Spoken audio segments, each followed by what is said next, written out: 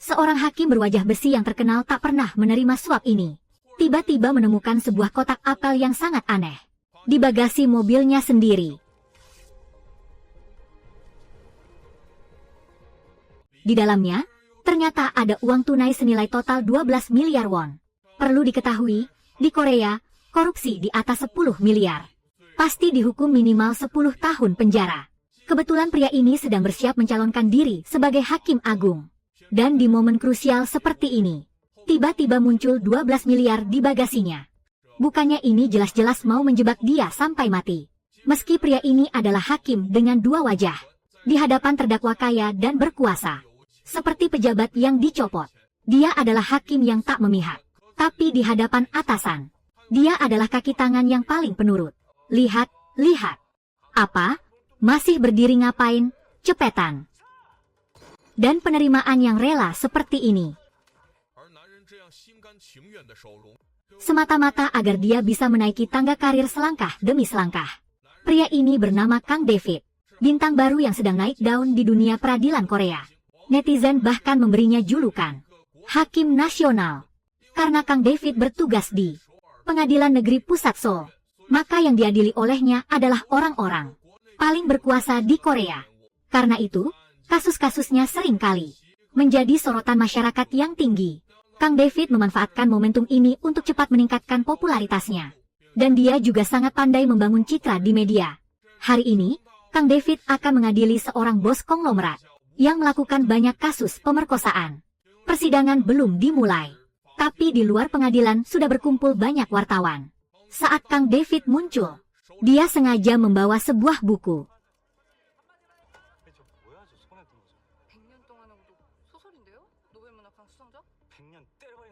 Setelah masuk ke gedung pengadilan dan melihat satpam, Kang David langsung bersikap akrab dan menyuruhnya menjaga lututnya. Dia bahkan bilang sudah membelikan tulang lutut untuk satpam, agar bisa dibuat sup. Satpam itu pun sangat tersentuh. Tapi ini hanya bagian dari sandiwara Kang David untuk menunjukkan sisi perhatiannya. Segera, persidangan resmi dimulai. Pengacara pembela konglomerat langsung berusaha menggunakan trik kecil seperti penundaan putusan untuk mencoba berdamai dengan korban dan menyuap mereka dengan uang agar mengurangi hukuman untuk kliennya. 2 kali, 3 minggu saja cukup. Kang David tertawa kecut sambil berkata, 3 minggu mana cukup? Lalu dia mulai merinci jumlah korban yang dizalimi konglomerat. Saat konglomerat menggelapkan aset perusahaan hingga ratusan miliar, 800 karyawan dipecat tanpa alasan dan tanpa uang pesangon. Lalu ada investor retail yang percaya pada konglomerat hingga bangkrut. Perusahaan punya 24.000 orang. Bisakah konglomerat ini mengganti rugi semua mereka? Kang David menatap tajam dan mencela konglomerat dengan marah. Wartawan yang hadir mendengarkan dengan puas. Jari-jari mereka menari-nari menulis artikel pujian untuk Kang David. Sementara pengacara pembela hanya bisa terdiam, tak berkutik. Putusan akhirnya turun. Konglomerat dihukum 10 tahun penjara dan denda 70 miliar won untuk mencegah konglomerat kabur. Kang David bahkan langsung mengumumkan penahanan di persidangan. Setelah kasus selesai dan kembali ke kantor, Kang David langsung membuka akun media sosialnya. Jumlah pengikutnya sudah melonjak menjadi 300.000. Dan kolom komentar dipuji karena berani melawan kekuasaan. Kang David semakin senang melihatnya. Kemudian dia membuka buku karya klasik itu. Tapi isinya bukan karya sastra klasik sama sekali, melainkan buku komik yang sampulnya ditempeli kulit buku karya klasik. Tak lama, asistennya datang ke kantor untuk memberi selamat. Sebenarnya, Kang David sudah tahu dari awal. Wakilnya adalah anggota Serikat Pekerja Pengadilan yang ada di dalam komite nominasi Mahkamah Agung Seoul. Makanya dia selalu melindungi wakilnya itu. Sikapnya yang rendah hati dan sopan akhirnya membuahkan hasil. Sang wakil berencana mengusulkan ke Mahkamah Agung untuk merekomendasikan Kang David sebagai calon hakim agung. Kang David mulutnya menolak halus, bilang, jangan. Jangan. Tapi seketika itu juga, tangannya sudah mengeluarkan fotokopi formulir pendaftaran yang sudah dia isi lengkap. Menurut aturan, Serikat Pekerja Pengadilan akan mengajukan daftar rekomendasi ke Mahkamah Agung dulu. Setelah melalui proses penyaringan, komite akan mencalonkan 3 kali lipat jumlah kandidat yang dibutuhkan. Kang David yakin dirinya bisa naik pelan-pelan. Karena satpam yang pernah dia bantu sudah mulai menggalang dukungan untuknya diam-diam di dalam serikat. Tapi malamnya, di hadapan dua hakim ketua dan ketua mahkamah, Kang David berubah jadi orang lain. Karena putusan Kang David ditambah pemberitaan media yang berlebihan, dunia usaha sudah mulai gempar. Kedua hakim ketua itu kesal karena hal ini. Makanya sengaja mempermalukan Kang David. Tapi ketua mahkamah malah santai saja. Lagi pula ini kan masih pengadilan tingkat pertama. Nanti dibanding masih bisa diubah. Dan alasan ketua mahkamah menempatkan Kang David di posisi penting adalah karena latar belakangnya yang berasal dari kalangan biasa. Orangnya juga tahu diri. Lagi pula masyarakat modern suka melihat kisah orang kecil yang menanjak. Dan Kang David mau menahan malu dan bersikap rendah. Karena dia juga punya maksud tersendiri.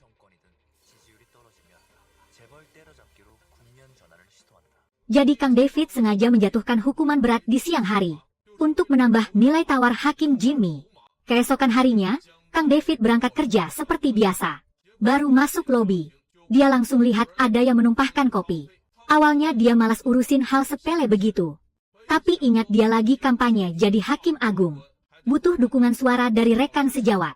Akhirnya dia berbalik dan mendekat untuk membantu. Orang itu malah kaget dapat perhatian. Tapi dia memang kesulitan meraih kertas di atas. Jadi minta tolong Kang David ambilkan. Pengacara baru, putusan menteri, A4. Begitu aku jadi hakim agung, aku kasih kamu A4. Baru setelah melihat lencana di dada wanita itu, Kang David sadar. Dia bukan rekan kerja pengadilan. Cuma pengacara pro bono yang lagi bantu-bantu. Nggak punya hak pilih sama sekali. Langsung saja dia taruh kembali kertasnya. Bahkan didorong lebih ke dalam. Sifat asli Kang David membuat wanita itu terkejut. Langsung mengejek Kang David tua bangka. Masa Kang David mau terima diperlakukan begitu oleh pengacara pro bono? Dia keluarkan kartu identitas dan mulai bertengkar. Tapi dari sudut mata dia lihat rekan kerja mendekat. Ekspresinya langsung berubah seketika. Berpura-pura lagi asyik membantu. Kecepatan berubahnya itu benar-benar bikin si pengacara pro bono melongo. Tak lama kemudian, Kang David dapat SMS dari wakilnya. Dia menyiapkan mental lama. Tangan gemetaran membuka ponsel. Melihat kabar bahwa dia dinominasikan oleh Serikat Pekerja Hukum. Kang David hampir melompat kegirangan. Informasi ini cepat saja sampai ke telinga para wartawan. Seorang wartawan bertanya, apakah dia akan menjalani proses seleksi. Tapi Jiang Dawei tidak menjawabnya secara langsung. Dia malah mengutip dialog dari film Forrest Gump. Ibuku selalu bilang, hidup itu seperti sekotak coklat. Kau tak pernah tahu rasa apa yang akan kau dapatkan berikutnya. Setelah mengucapkannya, dia memasang ekspresi misterius. Lalu masuk ke dalam mobilnya. Jiang Dawei yang saat itu sedang puas dan percaya diri, mana sangka. Ucapan itu akan segera terwujud dengan sempurna pada dirinya sendiri. 10 menit kemudian, Jiang Dawei tiba di tepi sungai dan menyiapkan sesajen. Dia lalu membungkuk dengan penuh hormat. Beberapa kali ke arah sebuah pohon aprikot di sampingnya. Ternyata hari ini adalah hari kematian ibunya. Ibu Jiang Dawei tidak berpendidikan tinggi, tapi berjuang mati-matian membesarkannya sendirian. Sejak kecil, Jiang Dawei sudah anak yang pintar. Dia tahu ibunya suka buah-buahan asam. Jadi pulang sekolah selalu membawakan sedikit untuknya. Tapi hari itu, saat dia pulang seperti biasa. Begitu mendorong pintu, dia langsung membeku. Ibunya sudah tidak bernapas lagi. Rupanya, dia sudah lama sakit karena kelelahan, tapi memaksakan diri dan tidak bilang. Sejak saat itu, Jiang Dawei bersumpah akan menjadi orang yang sukses. Hanya dengan begitu, dia bisa menghibur arwah ibunya di alam baka. Keesokan harinya, Jiang Dawei berangkat kerja seperti biasa. Asistennya segera menghampiri dan berkata, ada seseorang yang mengaku sebagai teman SD Jiang Dawei mencarinya dan meninggalkan kontak. Setelah berpikir sebentar, Jiang Dawei akhirnya mengingat Jin Xiaozi dan mengajaknya bertemu malam itu juga. Lagi pula, sekarang dia figur publik. Tidak mengakui teman lama bisa berakibat buruk jika tersebar. Di meja makan, mereka mengobrol tentang kenangan masa kecil. Obrolan pun mengalir. Jin Xiaozi meminta Jiang Dawei menandatangani 100 tanda tangan. Katanya mau dibawa pulang ke desa untuk dipamerkan ke warga. Mereka semakin akrab seiring minuman yang dihabiskan. Tanpa sadar, mereka sudah mabuk. Sebelum berpisah, Jiang Dawei memanggil supir antar jemput. Kemudian, Dia tertidur lemas di mobil. Bahkan tidak ingat bagaimana sampai di rumah. Tapi keesokan harinya, masalah besar muncul. Saat sedang diwawancarai wartawan, dari sudut mata, dia melihat ada kotak apel tambahan di bagasi. Dari celah kotak, terlihat isinya penuh sesak dengan uang tunai. Jiang Dawei hampir copot nyawanya karena kaget. Dengan gemetar, dia menutup bagasi. Lalu membuat-buat alasan harus ke Binatu. Masuk mobil, injak gas dalam-dalam, dan melesat dari pengadilan. Dia membawa mobilnya ke tempat sepi yang tidak ada orang. Jika dihitung dengan pecahan 50 ribuan ke atas. Satu tas kantor penuh berarti 3 miliar. Satu kardus mie instan penuh berarti 6 miliar. Nah, satu kotak apel utuh ini paling sedikit bernilai 12 miliar won. Semakin dipikirkan Jiang Dawei, semakin dingin punggungnya. Di Korea, korupsi di atas 10 miliar. Minimal hukumannya 10 tahun penjara. Persis di momen dia mencalonkan diri sebagai hakim agung. Tiba-tiba ada 12 miliar muncul di bagasinya. Ini jelas-jelas mau menjebak mati dia. Ya, dengan tidak rela, Jiang Dawei membuka kotak apel itu. Dengan tangan gemetaran. Tapi setumpuk demi setumpuk uang baru yang bersih. Menghancurkan harapannya dengan keras.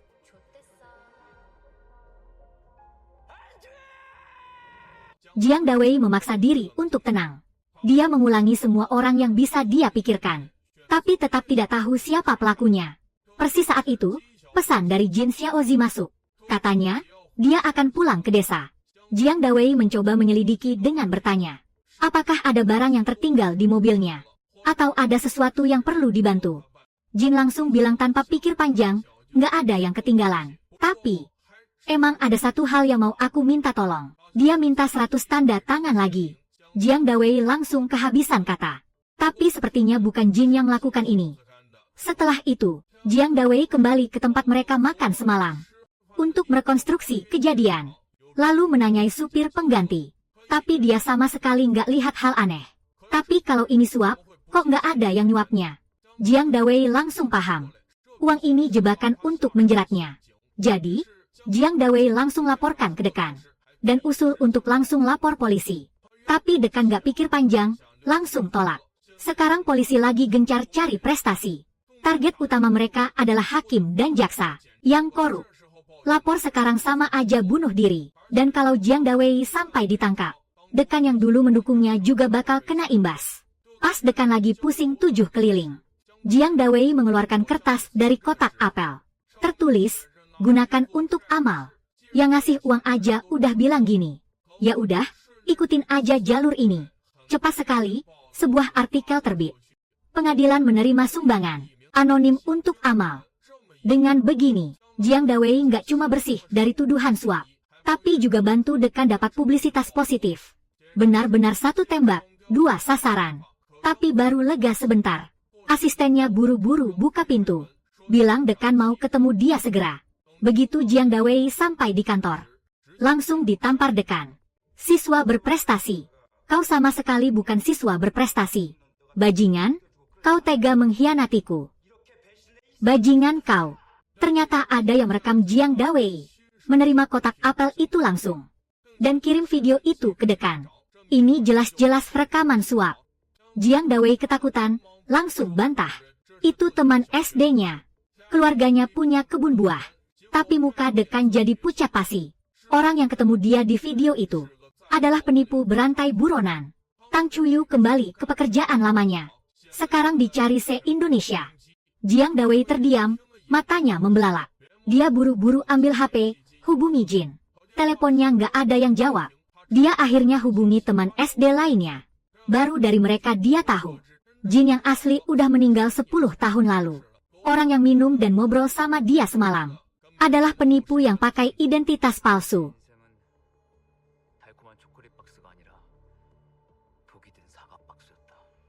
Jiang Dawei nggak mau menyerah. Minta tolong teman analisis video itu. Kesimpulannya, dengan teknologi yang kita miliki sekarang, mustahil buat video palsu yang serealistis ini. Jiang Dawei terpaksa temui dekan lagi. Mohon diberi waktu. Dia janji akan segera cari kebenaran. Tapi dekan cuma kasih 2 pilihan. Mengundurkan diri sebelum berita bocor. Atau tunggu diselidiki atas tuduhan korupsi. Jiang Dawei terpaksa memilih mundur.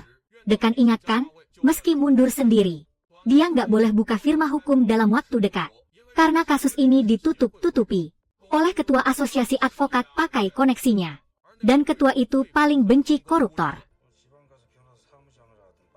Perasaan Jiang Dawei langsung jatuh ke titik terendah. Dia teringat perkataan ibunya. Sebelum meninggal, ibu suruh anaknya, abunya akan disebar ke sungai, agar anaknya tak perlu datang setiap tahun untuk berziarah. Dia menyuruh anaknya untuk terus melangkah maju. Jangan pernah kembali. Harus jadi orang sukses. Baru tidak akan diremehkan orang.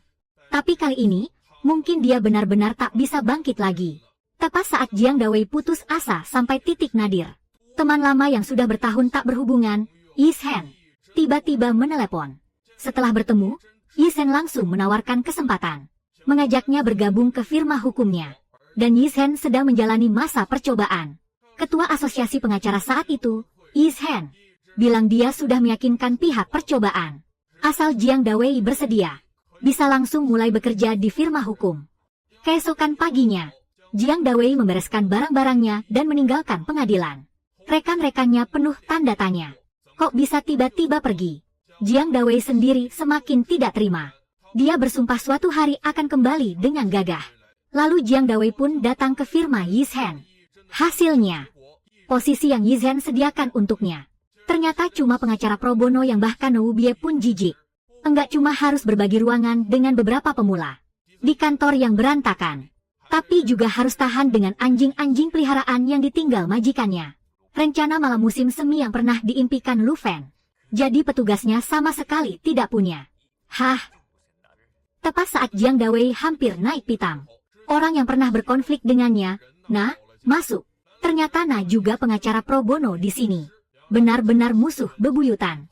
Setelah tahu Jiang Dawei adalah rekan baru, Na langsung mode sarkas. Membuat Jiang Dawei tak bisa berkutik. Jiang Dawei kesal bukan main.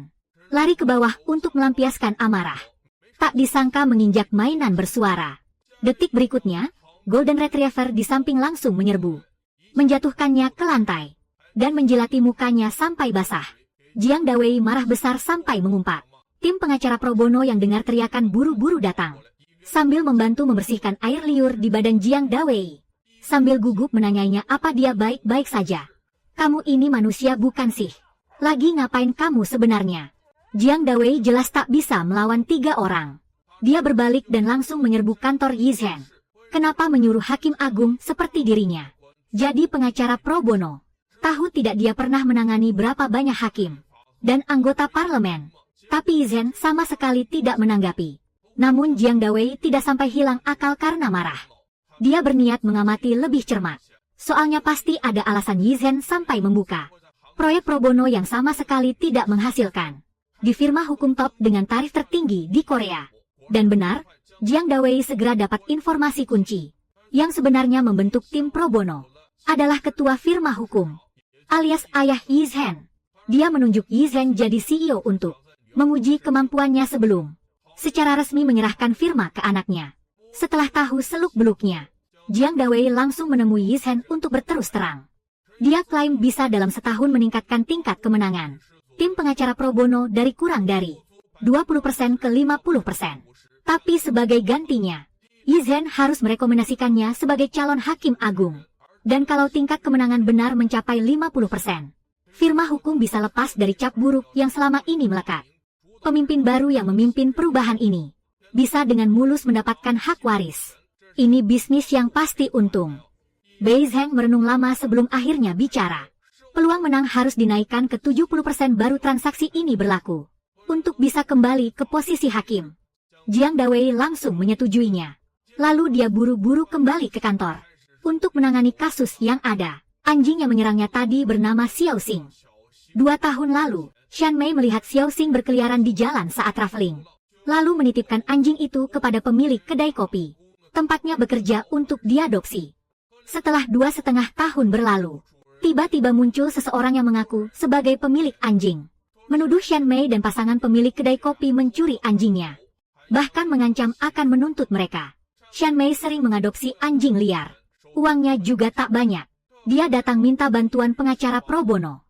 Setelah tahu prosedur adopsi Shan Mei lengkap semua, Jiang Dawei langsung merasa lebih percaya diri. Kemudian, Jiang Dawei mengajak pemilik anjing, Nona Bai, bertemu. Sangat arogan dan semena-mena. Kelihatan punya latar belakang keluarga kuat. Pengacara yang dibawanya kebetulan kenal lama dengan Jiang Dawei.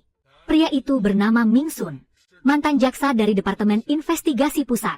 Dulu Ming Sun sering mengabaikan hukum, berani memasukkan bukti dan memanipulasi kasus. Sampai Jiang Dawei menemukan bukti kejahatannya dan menjatuhkannya sendiri. Kini mereka bertemu lagi, sudah pasti saling benci. Setelah itu, Renna memberitahu Jiang Dawei, ayah Nona Bai adalah mantan jaksa utama. Sekarang masih anggota parlemen. Renna cemas sampai wajahnya muram. Tapi Jiang Dawei malah senang. Karena lawan semakin kuat, dia justru semakin bersemangat. Kasus anjing Xiaoxing resmi dibuka di pengadilan. Tepat saat pihak lawan mau main curang, mengajukan penundaan sidang untuk mengulur waktu. Jiang Dawei langsung angkat tangan, di pihak kami. Masih ada satu pengacara yang terlambat karena macet. Bisa tunggu beberapa menit. Hakim awalnya mau menolak. Tapi saat pengacara itu masuk ke ruang sidang, wajah hakim langsung berubah. Kemudian, semua orang di ruangan itu terkesiap. Ternyata, bapak tua itu adalah mantan ketua hakim pengadilan ini. Bahkan ayah Nona Bai pun kalau ketemu dia, harus bersikap hormat. Jiang Dawei bisa memanggilnya tanpa bayar. Tentu karena dia pegang aib orang itu. Saya hanya pengusaha yang beruntung. Saya hanya pengusaha yang beruntung. Karena itulah si tua terpaksa datang. Untuk kasus kecil seperti ini. Sebenarnya, jauh sebelum sidang dimulai, Jiang Dawei sudah menyelidiki latar belakang Ming Sun dan hakim. Mereka berdua bukan hanya teman SMA, tapi juga punya hobi yang sama. Bersama-sama ikut kursus baking selama 2 tahun. Kalau bilang mereka tak ada hubungan gelap, setan aja nggak percaya. Dan hakim ini dulu adalah bawahan si tua tadi. Untuk menghindari konflik kepentingan, dia terpaksa mundur dari kasus. Setelah itu, para pengacara pro bono mulai menyelidiki hakim yang baru dilantik. Tapi Jiang Dawei langsung tahu latar belakang orang itu. Karena hal ini gagal naik pangkat. Bekerja dengan teman sekelas 10 tahun kemudian, Jiang Dawei memberitahu yang lain. Dibandingkan dengan orang licik yang senyumnya menusuk, sifat keras kepala dan blak-blakan seperti Cui Huoji, justru lebih menguntungkan bagi mereka. Tapi tepat saat itu, seorang kolega menemukan pihak penggugat mengajukan bukti baru. Mengaku ada saksi mata yang melihat Shan Mei diam-diam membuang kalung Xiaoxing. Sebenarnya tidak ada saksi mata. Ming Sun hanya mengancam narapidana ringan sebelumnya, memaksanya untuk memberikan kesaksian palsu di pengadilan. Jiang Dawei juga menduga hal ini. Kemudian dia membawa timnya ke kafe, mencari Shan Mei untuk mengonfirmasi keadaan. Di bawah pertanyaan bertahap Jiang Dawei, Shan Mei akhirnya menangis mengungkapkan kebenaran. Mengakui bahwa pada hari dia menemukan Xiaoxing, lehernya memang mengenakan kalung. Tapi kalung itu bukan kalung biasa. Setiap kali Xiaoxing menggonggong, kalung itu akan melepaskan sengatan listrik. Kalung ini tidak hanya memiliki tingkat voltase yang sangat tinggi, tapi juga barang berbahaya yang dilarang diimpor. Dan pemilik anjing dengan sengaja menonaktifkan pembatas voltase maksimum. Jadi bulu di leher Xiaoxing habis terbakar sampai botak. Shan Mei tahu melaporkan pemiliknya percuma. Xiaoxing akhirnya akan dikembalikan untuk disiksa. Jadi dia membuang kalung itu ke Sungai Han dan membawa Xiaoxing kembali ke kafe untuk diadopsi. Mendengar ini, semua orang mata berkaca-kaca. Tapi Jiang Dawei mengerutkan kening, bertanya seberapa tinggi sengatannya. Shan Mei lalu mengeluarkan sampel yang berbeda model, tapi dengan fungsi serupa. Untuk Jiang Dawei coba sendiri. Setelah mencobanya sendiri, barulah Jiang Dawei benar-benar paham betapa mengerikannya kalung itu. Dan pemilik kafe, agar bisa mempertahankan Xiaoxing, menceritakan satu hal pada para pengacara. 2 tahun lalu cucu perempuannya merengek ingin menonton konser, tapi dilarang keras oleh suaminya. Karena orang tua gadis itu tewas dalam kecelakaan mobil saat berlibur. Di musim ramai turis, pemilik kafe merasa tidak apa anak keluar bersenang-senang. Jadi dia mengizinkan cucunya pergi ke konser. Tapi siapa sangka, terjadi insiden saling injak di lokasi konser. Cucunya pun hilang begitu saja. Saat mengetahui kabarnya, dunia sepasang tua itu runtuh. Dan saat itulah, Shan Mei mengusulkan mereka mengadopsi Xiaoxing. Pasangan tua itu memberi anjing nama cucunya, dan menitipkan harapan untuk terus hidup pada Xiao Xing. Mendengar cerita ini, keyakinan tim pengacara pro bono semakin kuat. Harus memenangkan kasus ini. Liana paham Jiang Dawei akan menjadi kunci kemenangan dalam sidang ini. Jadi dia kesampingkan gengsi dan meminta maaf pada Jiang Dawei.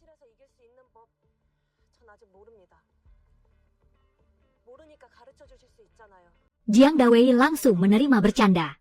Ini kan kasus pertamanya sejak jadi pengacara. Pasti harus menang dengan gemilang. Sidang kedua segera dimulai. Jiang Dawei pertama mengakui terdakwa memang kehilangan kalungnya. Tapi ini bukan pengakuan bersalah, melainkan klaim tidak bersalah. Dan dia juga meminta sidang dengan juri untuk memastikan para terdakwa mendapat persidangan yang adil. Pengacara penggugat langsung melompat keberatan. Bilang ini taktik mengulur-ulur persidangan. Cui Huji mendengar langsung marah. Menyuruh pengacara penggugat jangan mengajari dia.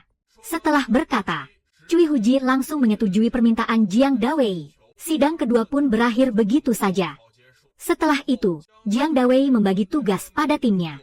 Ada yang menyusup ke rumah Bai Jia sebagai mata-mata. Ada yang pergi ke Sungai Han menyelam mencari kalung setrum. Untuk berjaga-jaga, ada juga yang bekerja semalaman, membuat kalung palsu yang nyaris mirip aslinya. Jiang Dawei sendiri turun tangan, berlatih pidato sidang dengan seorang pelatih, agar bisa memengaruhi juri di sidang berikutnya. Tak terasa sidang ketiga sudah tiba. Staf yang bertugas menyusup, berhasil membujuk pembantu rumah tangga Mbak Bai. Dia bersedia menjadi saksi di pengadilan. Maka, Yu Yong pun mengungkapkan kebenaran. Dulu, putri Mbak Bai merengek dan mengamuk. Dia ingin memelihara anjing, Mbak Bai tak punya pilihan. Hanya bisa membeli Xiao Xing. Tapi tak butuh waktu lama bagi si gadis kecil untuk bosan dengan gonggongan Xiao Xing. Mbak Bai lalu membeli kalung kejut listrik dan memakainya. Dan benar, Xiao Xing tak berani menggonggong lagi. Saat Yu Yong sampai di bagian ini, David Jiang memutar sebuah video, memperlihatkan kekuatan kalung kejut listrik itu. Kemudian, Yu Yong melanjutkan. Setelah Xiao Xing memakai kalung itu, kurang dari sebulan, dia tiba-tiba menghilang. Beberapa hari lalu, putri Mbak Bai main ke kafe. Langsung melihat Xiao Xing, dan merengek meminta Mbak Bai mengambil kembali anjingnya. David Jiang melihat momennya sudah tepat. Memberi isyarat pada Renna. Renna langsung berdiri dan menceritakan seluruh kejadian dengan penuh perasaan. Anggota juri mendengarkan dengan mata berkaca-kaca. Satu persatu tersentuh sampai terharu. Di saat genting, Min Sun tiba-tiba melontarkan pertanyaan. Kalau kalung kejut listrik itu benar-benar ada, kenapa tidak dibawa untuk konfrontasi di pengadilan? Begitu kata-kata ini keluar, anggota juri pun mulai ragu. Saat itu, Hakim Cui Huji umumkan istirahat 5 menit. Sayangnya, tim penyelam tidak menemukan kalung kejut Xiao Xing yang dibuang. Karena tidak bisa membuktikan Mbak Bai menyiksa Xiao Xing, David Jiang harus cepat mengubah strategi. Dia segera mengajukan agar penggugat naik ke kursi saksi. Setelah Hakim Cui mengangguk setuju, David Jiang membawa Xiao Xing sebagai barang bukti. Xiao Xing langsung menunjukkan gigi pada Mbak Bai. Jelas Xiao Xing lebih dekat dengan pemilik kafe. Kemudian David Jiang sengaja menunjukkan kalung kejut di leher Xiao Xing dan meminta Mbak Bai mengkonfirmasi apakah ini anjingnya yang hilang. Sebenarnya, yang dipakai di leher Xiao Xing adalah kalung palsu itu. Melihat wajah panik Mbak Bai, David Jiang dengan sopan menawarkan sebotol air. Tapi sekejap kemudian, Mbak Bai melihat selembar kertas kecil menempel di botol. Tertulis jelas, segera telepon ayahmu. Dia panik, buru-buru beralasan tidak enak badan. Minta izin istirahat 10 menit. Lalu langsung menuju toilet untuk menelepon ayahnya yang anggota dewan. Begitu telepon tersambung, Mbak Bai langsung dimarahi habis-habisan oleh ayahnya. Sebelum sidang dimulai, David Jiang sudah menelepon ancaman ke ayah Mbak Bai, mengatakan putrinya menyiksa seekor hewan. Sekarang adalah masa kritis pencalonan pemilihan ayahnya. Kalau Mbak Bai kalah dalam sidang ini, jalan pemilihan sang anggota dewan pasti hancur total. Dia tidak bisa menerima perubahan tak terduga apapun. Jadi memaksa putrinya segera menyelesaikan masalah ini. Dan cara terbaik saat ini adalah menyangkal bahwa Xiao Xing adalah anjing keluarganya. Mbak Bai terpaksa mengaku salah mengenali anjing. Tapi jangan terlalu cepat senang. Meski juri cenderung memutuskan terdakwa tidak bersalah, Hakim Cui Huji punya hak veto. Tapi Jiang David sudah yakin, karena dia sudah menyelidiki semuanya. Cui Huji tidak punya anak kandung. Hanya mengadopsi 3 anjing terlantar. Dia pencinta anjing sejati. Tepat seperti yang diperkirakan Jiang David. Akhirnya, Hakim Cui menghormati pendapat juri. Memutuskan Shan Mei dan pasangan pemilik kafe tidak bersalah. Dan di depan semua orang, dia menghukum Bak Bai dengan keras. Yi Zhen, yang dari tadi duduk mendengarkan persidangan, akhirnya tersenyum puas. Kemudian dia berdiri dan meninggalkan ruang pengadilan. Saat naik ke mobilnya, sopirnya buru-buru menyodorkan korek api dengan sikap yang sangat melayani. Dan ternyata, sopir ini adalah penipu berantai yang sebelumnya menyamar sebagai Kim. Di akhir episode kedua, ada Easter egg kecil. Waktu kecil, Jiang Dawei pernah digigit anjing. Awalnya dia masih menggerutu dengan marah. Bilang lain kali ketemu anjing itu bakal dipatahin kakinya. Tapi begitu dengar dari ibunya bahwa pemilik anjing sudah memutuskan untuk menjual anjingnya ke rumah makan daging anjing, Jiang Dawei langsung berlari menghalangi di tengah hujan deras. Memohon pada pemiliknya untuk tidak menjual anjing itu. Dia bilang, dia digigit murni karena tangannya sendiri iseng usil pegangin anjing. Inilah sebenarnya warna dasar kepribadian Jiang Dawei. Tak lama kemudian, seorang wanita bernama Xiao Ya menemui tim mereka. Berharap mereka bisa membantunya bercerai. Menurut Xiao Ya, setelah menikah, dia diawasi ketat oleh suaminya. Dia tidak diizinkan untuk berhubungan dengan siapapun dari luar. Bahkan telepon genggam pun tidak boleh digunakan. Dia sudah muak dengan kehidupan seperti ini dan berharap bisa mengajukan gugatan cerai. Renda dan yang lain sangat bersimpati dengan pengalaman Xiao Ya. Tapi Jiang Dawei justru mengajukan beberapa pertanyaan. Data menunjukkan, Xiao Ya bukan warga negara Korea. Dia mendapatkan visa yang sesuai setelah menikah dengan suaminya yang sekarang. Kini mereka baru menikah beberapa minggu. Tiba-tiba mengajukan cerai. Ini sangat mirip dengan kasus tipikal penipuan pernikahan untuk menetap. Karena itu, Jiang Dawei tidak langsung memutuskan. Dia malah membawa timnya keesokan harinya untuk melihat situasi di lokasi terlebih dahulu, sebelum memutuskan apakah akan mengambil kasus ini. Di luar dugaan mereka, penilaian penduduk setempat terhadap Xiao Ya bisa dibilang cukup kontradiktif. Ada yang bilang dia istri yang baik dan berbudi untuk membuat makanan yang sesuai selera keluarga. Dia dengan rendah hati bertanya pada orang tua seperti mereka. Tapi ada juga warga yang menyebutnya siluman rubah, tak tahu malu. Setiap hari pakai baju terbuka, menggoda pria-pria di desa kemana-mana. Ucapan yang begitu kontradiktif ini membuat mereka semua mulai merasa curiga. Akhirnya mereka tiba di tempat tinggal Xiao Ya dan menemukan rumahnya sangat mewah. Setelah mencari tahu lebih lanjut, ternyata keluarga suami Xiao Ya adalah tuan tanah kaya setempat, sangat berkuasa. Setelah dia menikah ke sini, visanya langsung diajukan. Ini semakin meyakinkan Jiang Dawei bahwa seluruh kasus ini adalah penipuan pernikahan.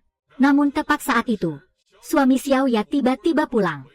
Melihat istrinya sedang berbicara dengan tim pengacara, tanpa berkata apa-apa, langsung menarik Xiao Ya paksa ke kamar dan menguncinya. Kenapa kamu cuma ikutin aku? Bukannya kamu ada di sini. Aku bukan orang sini. Ini seharusnya kasus berat. Adegan di depan mata ini langsung membalikkan kesimpulan Jiang Dawei sebelumnya. Orang ini jelas-jelas penyandang disabilitas intelektual dan punya kecenderungan kekerasan. Kalau mengajukan cerai karena hal seperti ini, maka itu sangatlah wajar dan masuk akal. Setelah kembali ke firma hukum, muncul perbedaan pendapat soal apakah akan mengambil kasus ini. Lagi pula mereka hanya pengacara pro bono. Kasus yang mereka tangani sama sekali tidak menghasilkan pemasukan. Kasus-kasus ini juga sangat biasa. Nyaris tidak ada nilainya. Meskipun Jiang Dawei bersikeras untuk mengambilnya, para rekanannya tidak mau mengalah. Di saat-saat kritis itu, Yi Zhen tiba-tiba muncul dan dengan tegas menyatakan dukungannya pada Jiang Dawei. Barulah setelah itu, diskusi akhirnya berakhir. Setelahnya, Jiang Dawei menemui Yi Hen. Dia penasaran kenapa Yi Zhen tiba-tiba muncul dan mendukungnya dengan sikap yang begitu kuat. Ternyata, ini semua adalah permintaan Renna. Tidak lama sebelumnya, Renna menerima video yang menunjukkan Jiang Dawei menerima suap. Tapi dia tidak terlalu terkejut. Sudah lama sekali dia curiga kalau hakim terkenal seperti Jiang Dawei tiba-tiba datang ke firma hukum sebagai pengacara pro bono. Pasti ada alasan lain di baliknya.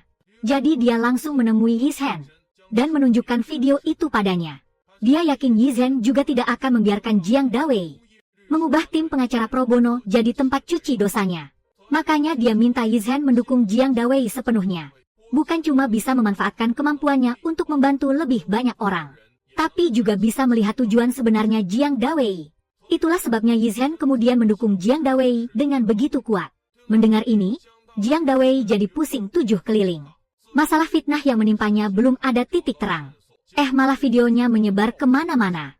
Buat gosip makin menjadi-jadi.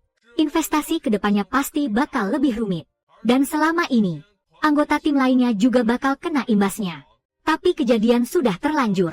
Jiang Dawei terpaksa fokuskan perhatian pada kasus Xiao Ya dulu. Saat berkunjung, dia sadar ada yang aneh. Setiap kali bertemu mereka, Xiao Ya selalu pakai baju lengan panjang dan kerah tinggi. Padahal sekarang lagi musim panas terik. Pakaian kayak gitu pasti bikin orang gerah banget. Menurut kata warga, dulu Xiao Ya berpakaian sangat terbuka. Jelas sekali ada sesuatu yang terjadi, yang bikin gaya berpakaian Xiao Ya berubah drastis. Karena itu, Jiang Dawei putuskan untuk menelusuri petunjuk ini. Lalu dia temui Xiao Ya lagi. Berharap dia mau jujur cerita alasannya. Hanya dengan begitu, dia bisa menang di pengadilan. Xiao Ya ragu cukup lama. Akhirnya memperlihatkan memar-memar di tubuhnya yang mengerikan. Keesokan harinya di pengadilan, Jiang Dawei langsung menuduh suami Xiao Ya atas kekerasan dalam rumah tangga dan percobaan pembunuhan. Memar di tubuh Xiao Ya adalah bukti yang tak terbantahkan. Selain itu, Jiang Dawei dan yang lain punya saksi lain. Beberapa menit kemudian, seorang warga naik ke kursi saksi. Dia adalah rekan kerja Da Zhuang. Beberapa hari lalu mereka minum bareng di bar. Waktu itu dia tak sengaja bilang, Xiao Ya pakai baju seksi, nyanyi dan nari sama orang di bar, bikin banyak pria tergoda. Begitu dengar itu, Da Zhuang langsung naik pitam, gebrak meja lalu pulang. Lalu Xiao Ya mengaku, hari itu suaminya pulang setelah mabuk, dan melakukan hal yang keterlaluan padanya. Tapi tiba-tiba, Xiao Ya berubah sikap. Dia bilang suaminya pasti tidak berniat membunuhnya. Jadi dia cuma berharap bisa bercerai. Tidak ingin menuntut hal lain. Saat itu, ibu mertuanya angkat bicara. Sejak Xiao Ya menikah masuk keluarga mereka, dia selalu ingin kabur dari sini. Terus-terusan bikin Da Zhuang marah dengan berbagai tingkah. Dan diam-diam beli pil KB. Enggan neruskan keturunan keluarga mereka. Kemudian San Yi yang naik ke saksi mengkonfirmasi kalau Xiao Ya memang pernah beli pil KB. Tapi dia juga menyebut satu hal lain. Pada tengah malam jam 12 hari itu, Da Zhuang membawa Xiao Ya yang pingsan ke klinik untuk minta tolong. Klinik itu jaraknya 3 km dari tempat tinggal Da Zhuang. Dan Da Zhuang tidak bisa menyetir. Di sekitarnya juga tidak ada taksi. Saat itu, sepertinya Da Zhuang langsung menggendong Xiao Ya dan berlari ke sana. Seluruh pakaiannya basah kuyup oleh keringat. Pernyataan ini sekali lagi membuat kasus menjadi semakin rumit. Jiang Dawei sepertinya menyadari sesuatu. Dia segera mengajukan permohonan penundaan persidangan. Berdasarkan hasil penyelidikan, bisa dipastikan, meskipun Da Zhuang cacat mental, dia adalah orang yang terkenal baik hati di desa. Ditambah lagi dengan kasih sayang yang dia tunjukkan kepada Xiao Ya, mustahil dia melakukan kekerasan dalam rumah tangga. Dan dari bekas cekikan, yang mencekik leher Xiao Ya adalah tangan kanan. Tapi Da Zhuang kidal. Ditambah lagi dengan apa yang dikatakan San Yi tadi. Pil kontrasepsi itu sebenarnya adalah pil pencegah kehamilan darurat. Dan hari itu, ibu mertua Xiao Ya sedang pergi traveling. Da Zhuang sedang minum-minum di bar bersama rekan kerjanya. Ditambah lagi dengan sikap Xiao Ya terhadap suaminya. Sebuah dugaan mengerikan muncul di benak Jiang Dawei. Mereka mengajukan permohonan untuk memeriksa DNA dari selimut dan pakaian dalam Xiao Ya. Ternyata, ditemukan DNA ayah Da Zhuang. Sekarang semuanya sudah jelas. Ayah Da Zhuang langsung ditangkap di tempat. Tepat ketika semua orang mengira semuanya akan berakhir, kejutan tak terduga terjadi lagi. Ayah mertua menyewa pengacara pembela. Dia mengeluarkan bukti baru yang membuktikan bahwa Xiao Ya sudah menikah dan punya anak sebelum datang ke Korea. Ini jelas termasuk penipuan pernikahan. Pihak lawan menuntut agar Xiao Ya dideportasi. Perubahan mendadak ini membuat Jiang Dawei dan yang lain tidak siap. Xiao Ya terdiam cukup lama. Akhirnya, dia menceritakan masa lalu yang berat. Dia pernah diculik oleh seorang pria dari desa sebelah. Kemudian pria itu mengurung Xiao Ya dan memperkosanya selama setahun penuh. Kemudian Xiao Ya akhirnya berhasil melarikan diri dari neraka itu. Tapi yang menyambutnya bukanlah penghiburan dari keluarga, melainkan cercaan tanpa henti. Mereka menganggap dia sudah tidak berharga lagi, dan tidak akan ada lagi yang mau menikahinya. Jadi mereka malah dengan sukarela mengembalikan Xiao Ya ke neraka itu. Itu adalah mimpi buruk seumur hidupnya. Dan di masa itulah, Xiao Ya mengandung anak si iblis. Dia tidak menginginkan anak ini. Jadi dia melarikan diri kembali ke rumahnya, berharap bisa minta bantuan orang tua. Tapi yang dia dapatkan adalah makian yang lebih keras lagi. Lihatlah dirimu, memalukan. Akhirnya ayahnya mengusir Xiao Ya dengan paksa. Xiao Ya yang tidak punya tempat untuk pergi, terpaksa melarikan diri ke dalam pegunungan. Akhirnya dia melahirkan anaknya di alam liar. Kemudian dia meninggalkan anak itu. Dengan bantuan agen, dia datang ke Korea, menikah dengan suaminya sekarang, Da Zhuang. Dia tidak bermaksud menyembunyikannya. Mendengar cerita ini, Hakim juga merasa terkejut. Jika bukan karena ayah mertua melihat tato identitas di tubuhnya saat memperkosa, mungkin tidak akan pernah ada yang tahu tentang masa lalu yang putus asa ini. Sekarang ayah Da Zhuang dengan sukarela mengungkapkan bukti ini. Jelas bermaksud untuk mengajak mati bersama. Dia dihukum 7 tahun penjara, dan menuntut hakim untuk menghukum wanita penipu pernikahan ini dengan keras. Jiang Dawei berpendapat bahwa cara memaksa korban mengungkapkan masa lalu menyakitkannya sendiri sangatlah kejam. Karena itu, tidak bisa dianggap sebagai penyembunyian yang disengaja. Hakim juga sangat setuju dengan alasan ini. Melihat situasi memburuk, pengacara pihak lawan kembali berbicara, menyatakan bahwa kehamilan Xiao Ya terjadi saat dia dikembalikan oleh orang tuanya. Oleh karena itu dapat dianggap bahwa orang tua Xiao Ya menyetujui pernikahan kedua belah pihak, sehingga pernikahannya dengan Da Zhuang juga tidak sah. Akhirnya pengadilan memutuskan Xiao Ya akan dideportasi dari Korea, dan harus membayar ganti rugi 10 juta won kepada keluarga Da Zhuang. Jiang Dawei dan kawan-kawan tentu saja tidak terima, mereka mengajukan banding. Namun hasilnya kali ini tidak hanya menegakkan keputusan sebelumnya, tetapi juga mengubah hukuman penjara ayah Da Zhuang menjadi hukuman percobaan. Jiang Dawei jelas tidak mungkin menerima hasil seperti ini. Dia mengajukan banding lagi, namun kali ini langsung ditolak. Jelas keluarga Da Zhuang telah mencapai kesepakatan tertentu dengan pihak berwenang. Dalam perjalanan pulang, Jiang Dawei mendengarkan siaran radio yang mempromosikan demokrasi Korea. Hanya merasa penuh dengan ironi. Apakah benar-benar tidak ada yang bisa dilakukan? Jiang Dawei tidak menerima hasil seperti ini. Keesokan harinya dia datang lebih awal ke kantor hukum. Tetapi menemukan Renna dan yang lain juga ada di sana. Jelas mereka memiliki pemikiran yang sama. Mereka mencari selama sehari semalam, tetapi tetap tidak menemukan cara untuk membuat Xiao Ya tetap tinggal di Korea. Tepat saat semua orang hampir putus asa, tiba-tiba Jiang Dawei mendapat ide cemerlang, lalu membawa orang-orangnya untuk mencegat di bandara. Dia mempersiapkan aplikasi suaka pengungsi untuk Xiao Ya. Setelah melihat dokumen terkait, imigrasi terpaksa menghentikan deportasi. Kemudian Jiang Dawei dan kawan-kawan langsung menggugat kantor imigrasi ke pengadilan, menuntut mereka mengakui status pengungsi Xiao Ya dan memberikan suaka. Ini terdengar sangat absurd. Bagaimanapun sebelumnya Xiao Ya masih mengadu bahwa dia mengalami penindasan di Korea. Sekarang malah harus meminta suaka dan perlindungan Korea. Jiang Dawei sudah memperkirakan hal ini. Dia menantang semua orang. Sebuah Korea yang mengusir korban, melindungi pelaku. Apakah ini benar-benar Korea? Jiang Dawei menyatakan, mereka sekarang sedang meminta suaka kepada Korea yang sesungguhnya. Kemudian banyak pengacara publik berdiri. Bersama dengan mereka, kelompok rentan di belakang yang pernah mengalami pelanggaran hukum, mengajukan permohonan suaka kepada Korea yang sesungguhnya. Saat ini di internet telah terjadi gelombang besar. Banyak kelompok rentan yang pernah ditindas bergabung. Pada saat ini bahkan hakim pun tersentuh. Kakeknya gugur dalam perang perlawanan Jepang.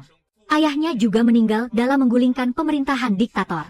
Dirinya sendiri juga pernah berkorban untuk negara ini. Setelah pensiun dari militer barulah menjabat sebagai hakim. Dia juga mendambakan Korea yang sesungguhnya, mempropagandakan Korea yang bebas, setara, mampu melindungi korban, bukan melindungi pelaku. Maka hakim memutuskan di pengadilan. Jiang Dawei dan kawan-kawan menang.